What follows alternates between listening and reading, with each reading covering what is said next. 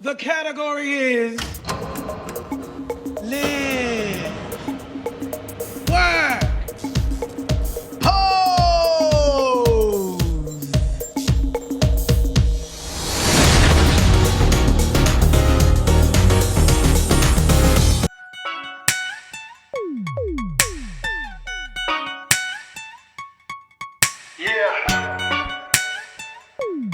Then we move on to episode 2, and we get into more. Oh, and then we all through all of this, we're going through the O.J. Simpson trials and talking about that, and where the system versus a black man that was most likely actually guilty, but in the time of, even still today, in the time of, police brutality and, the system has always done black people wrong, no matter how rich a black person becomes. And that was a lot of what Pray Tell was bringing issue to. But then we're also saying, well, now some niggas actually be guilty of shit now. We can't just blame the system because niggas be doing nigga shit. And doing fuck shit, which, and honestly, I think OJ was guilty as fuck, and due to, hindsight is 2020, but I think we all think that OJ was guilty. But, it was, the beginning of the Kardashian story as well. We will get into that because fuck them. But anyway, so now we move on to episode 2, and we get into more of Pray Tell and what he's going through in his addiction and actually getting help for people that have addiction. So Blanca sets up a intervention for Pray Tell, but also in the midst of this intervention, other people need to go through interventions. Lulu, Angel, they need to go through their own interventions as well. And then we also talk about cisgender men being in relationship with transgender women. Oh my God, this is so, oh my God, like, so good. So good. In the beginning, but we're going to talk about the addiction part first. Because Angel and Lulu have been doing the crack rock so frequently, they're starting to look, addicty, crackheadish, if you will. I know, like, people, don't like that word because it's ableist. A girl, crackhead. And they were looking bad. And for Angel to be a model, she don't need to be looking bad. And so he was like, basically like, Lulu can do what the fuck she want to do.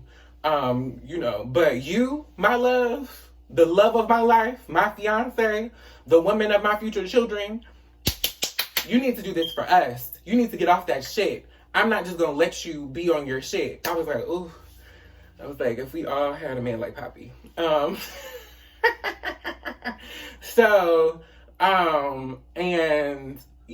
he basically wanted Angel to fight for herself and fight for their relationship. Because he was like, I can't be with you like this. Like, this is not acceptable. And then in the midst of, the Evangelistas trying to raise this money to have this intervention for Pray Tell to send him to rehab, Lulu is, Electra is getting everybody ready for the ball. And so Lulu goes to, audition for her spot or to practice for her spot. And Electra's just like, daughter, it's not giving what it's supposed to have gave. You were supposed to be Toni Braxton, but we're not going to be sitting here, singing this sad song in this bad wig, and you, sweating like a washerwoman. I cried. I said, these reads are legendary, yes. And so she's like, look, I know what you're doing. We know you on the crack. We know you losing weight too fast, girl. Look, be honest with yourself. You need to get off this crack stuff. You need to work it out. You need to figure it out. You need to get yourself together. You need to go back to school. You need to do all those things. And basically, she gets her daughter together. Because, girl, we're not going to be doing this. You need to stop. Cut it out. And I hope that she does. As far as the episode goes, she looks as if she did. And you know, while Angel ends up getting a booking with Calvin Klein, she also, you know, tells Poppy, you know, I'm also, you know, doing the outpatient program for rehab because I need to work on myself. I need to get myself clean if I'm going to be this person for this relationship, this person for myself, all of those things. Which I'm really happy that everybody, you know, decided that they were going to get sober. Also, we learned that Damon relapsed and has gone to North Carolina. I hope we go more in depth into that space and figure out what happened there. I don't know if we will, because I don't know if he's coming back. Hopefully he does, because I feel like not having a season 3 with Damon doesn't feel right. But it is what it is. I don't know what happened with production or whatever happened there if he's not coming back, but I hope he does. And then we also get into what's going on with Pray Tell. So Pray Tell has another friend that is also HIV positive and is going through a lot. And Pray Tell gets into it with Lamar, which this is why I fucking don't like Lamar in these 2 episodes, because he's so full of himself and so wants to be this house father or this house mother, that he is not being empathetic to what the fuck is going on around him. Like, people are dying, people are going through stuff, and girl, don't nobody give a fuck about this house shit if ain't nobody happy, if everybody's dying, girl. Like, what the fuck is wrong with you? And basically he antagonizes Pray Tell about his friend and what, you know, Pray Tell is going through, and also Pray Tell's status of being HIV positive. And so, yeah, it's wild. And so, you know, Pray Tell end up knocking that bitch out, which he should have. The girl deserved to get knocked the fuck on her fucking ass. That shit was wild. I said, oh no, mamas, we not doing that. So I was living for it.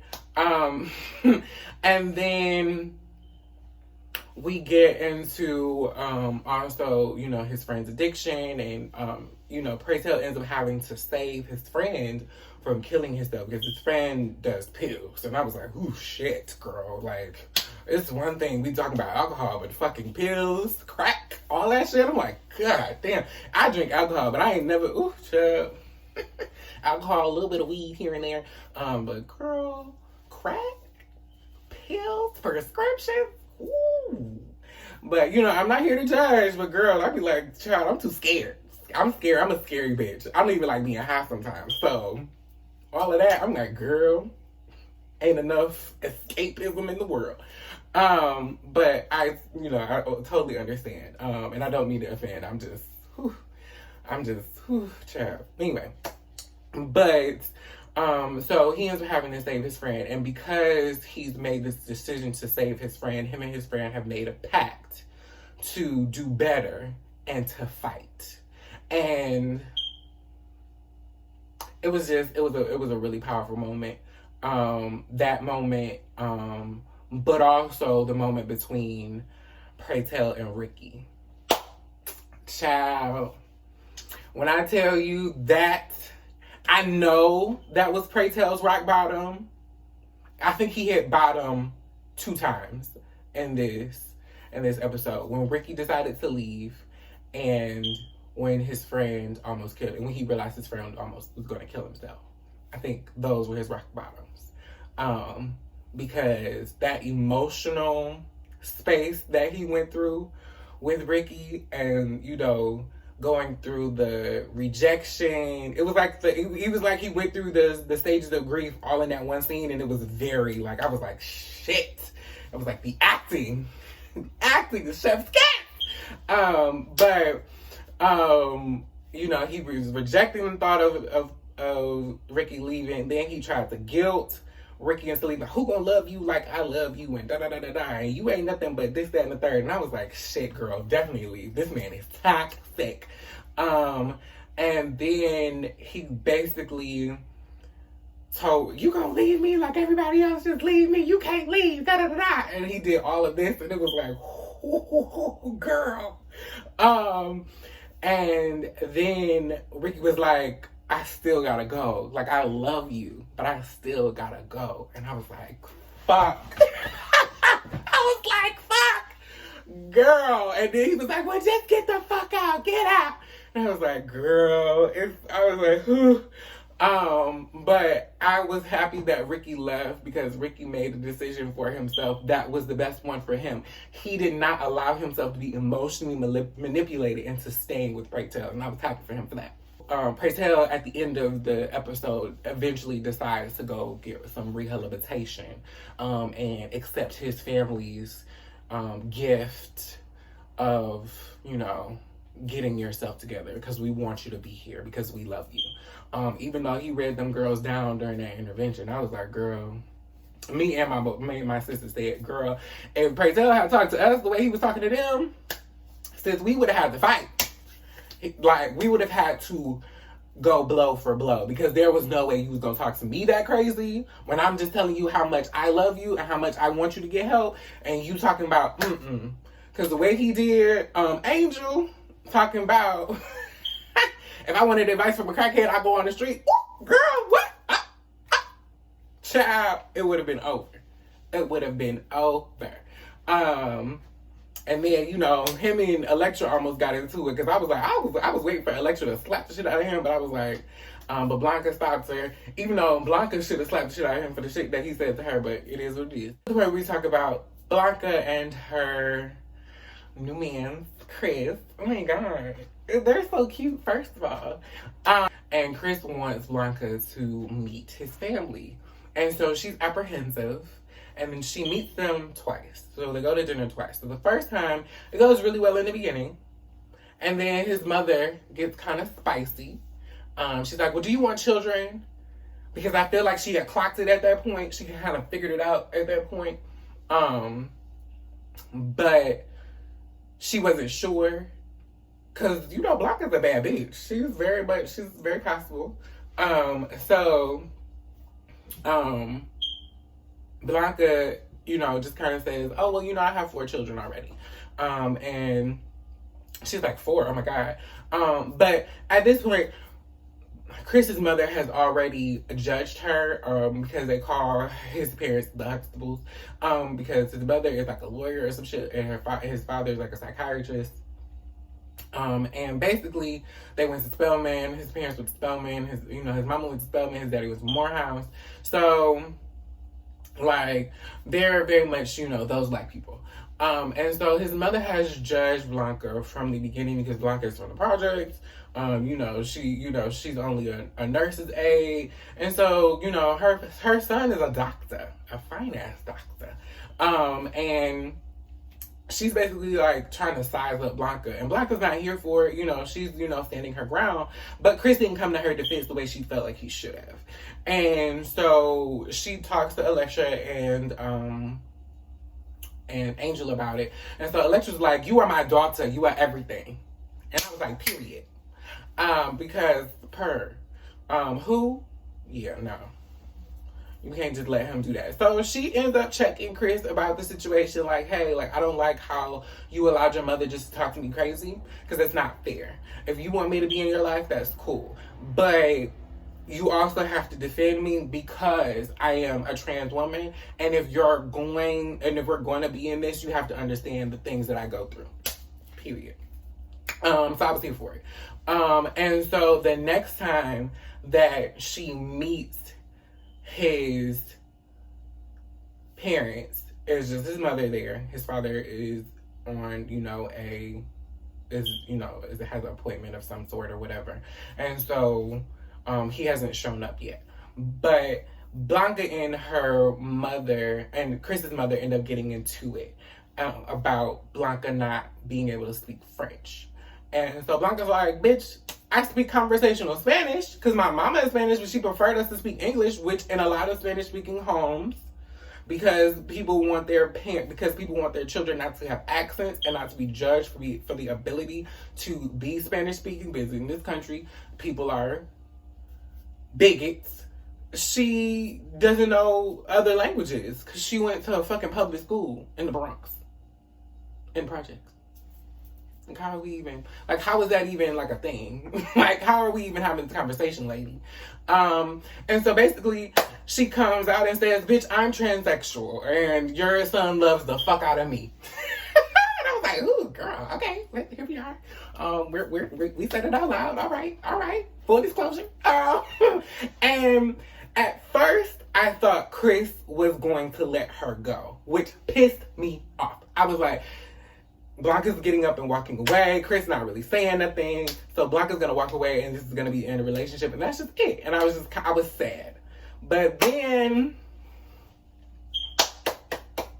Chris get up and defend his woman, and I was like, yes, nigga. I was like, yes, defend your woman because she deserves, because she's what? Everything.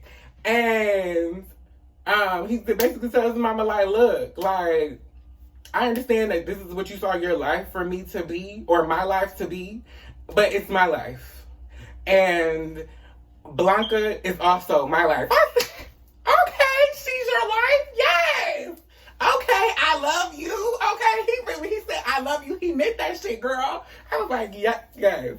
So, basically, he was like, and if there is any confusion when you tell my daddy this, let him call me. I said, okay, a man-to-man moment. Like, don't come for my woman. And if your husband got a problem, we can talk about it too. Girl, I said, I was like, we love it to see it.